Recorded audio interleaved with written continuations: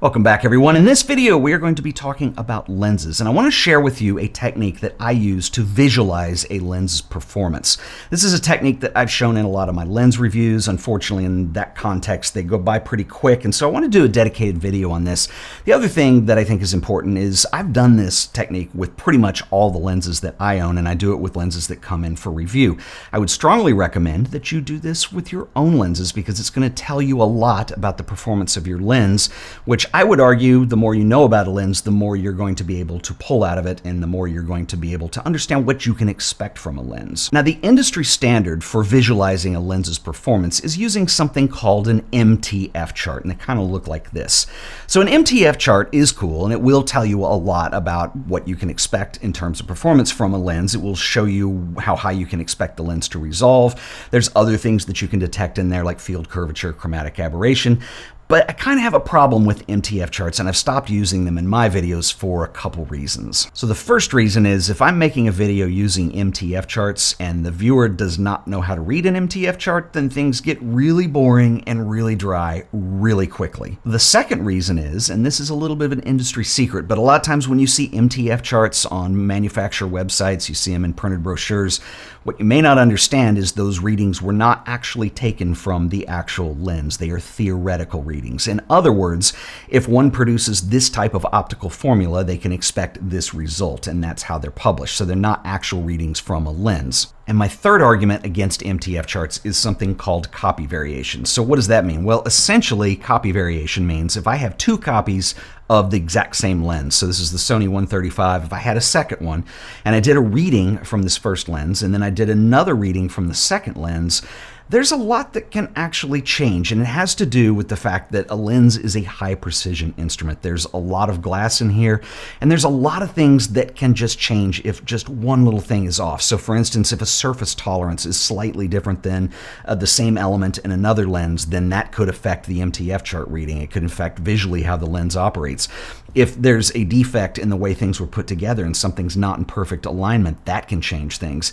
And even with manual focus lenses, you have moving parts. So essentially there is a lot that can go wrong with that. And then when you add autofocus in, there's another variation. So I'm not talking about wild copy variation. As long as a lens does not have a manufacturer defect, they're going to be in the same ballpark, but it just says that it's not going to be reliant on one solo Mtf chart. If you want to read more on this, there's some excellent information from Roger Sakala, who is the owner of Lens Rentals. You may not know this, but Roger is also set up to do bench testing on lenses for Mtf charts. There aren't very many people in the world that are actually set up to do that, and he actually works with a lot of manufacturers in things like copy variation and what actual Mtf chart readings are going to be. So if this is your thing, I highly recommend you go to Roger. But I needed a method where I could visualize things and really visualize my own lenses, and I could get kind of a visual outlook on what I could expect that performance to be. So how do we go about doing this? So the first thing you're going to need, I'm going to turn the brightness up a little bit so you can see it. You're going to need some test images. And full disclaimer, I actually got this technique from Roger Sakala as well. I'd like to think that I've expanded on it a little bit and maybe improved it, but it does work and it will give you a lot of information about a lens. So what we need is something with texture that we're going to photograph. And so in my case, I use the street outside my house. It's a low traffic area. I can, in the evening, get out in the middle of the street and actually shoot a couple test shots, even with different lenses on a tripod, and hopefully not have a car come along. But anyway, this is what I do.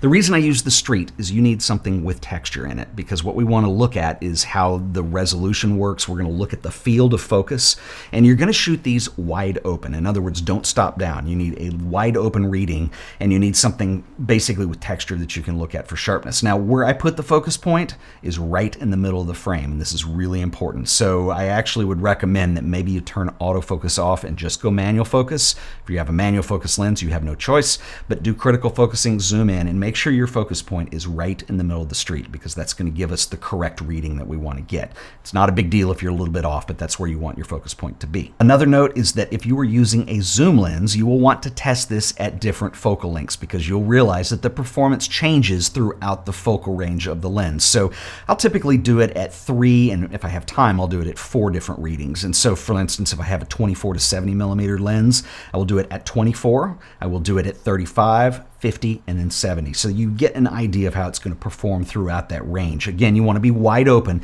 The other thing to remember that if you're using a zoom lens for your testing is you need to refocus every time you change the focal length, because most zoom lenses are not parafocal, and even if they are, you would want to test that. So I would refocus for each shot that you're doing. So 24, focus, shoot. 35, focus, shoot, 50, so on and so forth. So that's how you're going to take your test readings. So once we have our test image, I'm going to open it up into Photoshop, and we're going to apply a filter to this that's going to allow us to see just our field of focus. So to do this, what you're going to do is go up under the top, under the filter menu. If you go down under Stylize, you're going to see a filter called Find Edges. We're just going to apply that filter. Now, the Find Edges filter doesn't have any parameters associated with it.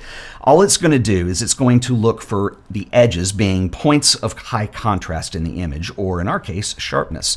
So what we're left with is just this black line that goes down the middle of the image here. So basically that is our field of focus. Anything that would be along that line would be in focus in this case. Anything that is outside of that line would be out of focus. So in this example, we have a lens that performs pretty well, and I'm going to show you a couple things that you want to look for when you're analyzing this. So first of all, look at the line, and in this case, the line is pretty much straight.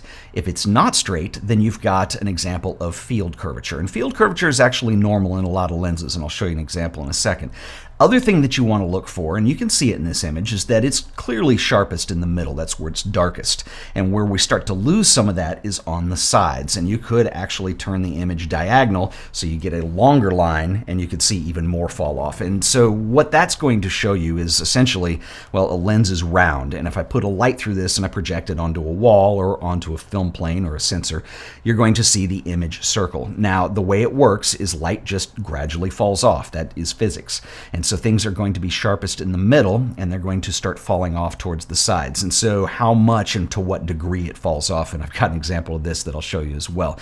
So those are the two big things that we want to be looking for here. So I told you I had a ton of these here, and here's an example of some field curvature and fall off that's pretty extreme. So this is actually taken from a 24 to 70 millimeter zoom lens. Now, this is actually fairly common in 24 to 70 millimeter zoom lenses, and you would think that a utility lens like that is going to be at a point now with lens design where we don't have these problems, but it actually is a very difficult lens to design. And what we're seeing here is what we call a mustache type distortion, or a wave type distortion. So you can see how it kind of comes in and goes out. This would become very problematic if you were photographing architecture or something where you had straight things that needed to stay in focus across the board. Landscapes, you could argue, would be a little bit challenging with that as well. Now, of course, when you stop the lens down, that's probably going to straighten out a little bit, and your depth of field is going to increase. So you can sort of hide things within the depth of field. But do you see how this is important to understand? If you're not going to want to use this wide open on something architectural in nature. However, you're not going to care at all if you're shooting fashion or you're shooting models and your subject is in the middle and they're in focus and you're blurring out the sides anyway. So that's another case where just, in different scenarios, a lens might perform much better than something in the same scenario, if that makes any sense.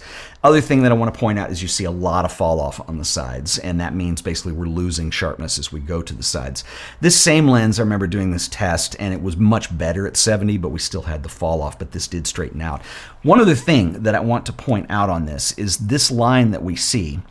It's going to be more exaggerated, generally speaking, the closer you are to the camera. So you can do this test at different focus distances. So you're going to notice that it's going to be more pronounced if it were up here, and it's going to be less pronounced the further back you go. In fact, I would probably need to be up and more diagonal because we just lose it in the detail in the back of the image, and we want to keep that on our texture. I'm going to give you another example of a lens that's got some interesting issues with it. So one thing you need to remember too is that when we have MTF charts, because they have to be done on professional equipment, that you're not going to find MTF charts in general for older lenses. And this is an older lens that I absolutely love. This is a Canon lens. This is their 50mm 0.95, also known as the Dream lens. This lens came out in 1961. It was a rangefinder lens. There were two different versions. This is the TV version, and then there's a second version as well. They're the same lens, same optics. This is a lens that people love to get because it's got the vintage thing, and it's a lens that's not very cheap when you find it used. I want to show you what this visualization, though, looks like on this. So here it is at 0.95, which is wide open, and you're going to see that there is very little going on here whatsoever. You have, first of all, field curvature. It's just like a C shape sitting in the middle of the image, and nothing is sharp on the sides. I mean, it just drifts off. So you have to remember, I mean, this lens was designed back in the day where we were using film that had slower film speeds. So like 100 was a high-speed film back in those days. So the way that lens manufacturers would combat that was to make offerings for people who did photojournalism or street photography that, well, okay, getting light into the lens was more important than field of focus, right? So what we did is we designed something that goes all the way to 0.95 on a 50 millimeter focal length, and clearly the emphasis was on sensitivity over the optics. And so I think that's very interesting. The other thing I want to show you is I did 3 different readings of this lens. So this is at f0.95. I did it stop down as well. So this is at 1.2. So we're going to improve the resolution of the image, but we still have that massive curvature in the middle. Now, in defense of this lens, and the reason that people like it is they get it for the bokeh rendering. And it does render a really interesting bokeh. And a lot of that is the design, and that's not what we're looking at here. And so what I'm saying is that this might be the right lens for somebody who wants that look. It is not the right lens for somebody who wants things to be really sharp and really in focus. And I think that probably goes without saying. So I hope this is something that you'll try on your own lenses. This is enormously useful for me in terms of my expectations of what I can expect from a performance of a lens. It's something that's really handy to have when I have lenses in to review for you guys. And so it's something that I use in those videos. So drop me a comment below if you have any questions. Another thing I want to mention, a couple weeks ago, I talked about my film simulations for not only Kodak, but also Fujifilm. They are now out. And so this is a project I've been working on for about 2 years now. I'm super excited to finally share these with you guys. It started just as a personal project for my own editing, and I wanted to be able to get the colors that I would expect out of something like Fujifilm Velvia and be able to do that consistently without having to recreate this every time. So I created a set of film profiles that I would use in Lightroom. I've also moved them over to Capture One, so they're available for both Lightroom and Capture One. And I've not only done the Fujifilm simulations, but also Kodak. So if you want to get the old Kodachrome looks, I've got several different ones in there, as well as many other Kodak stocks as well. So I will put a link to that in the show description below. If you have any questions, drop me a line. I'll see you in the next video. Until then, later.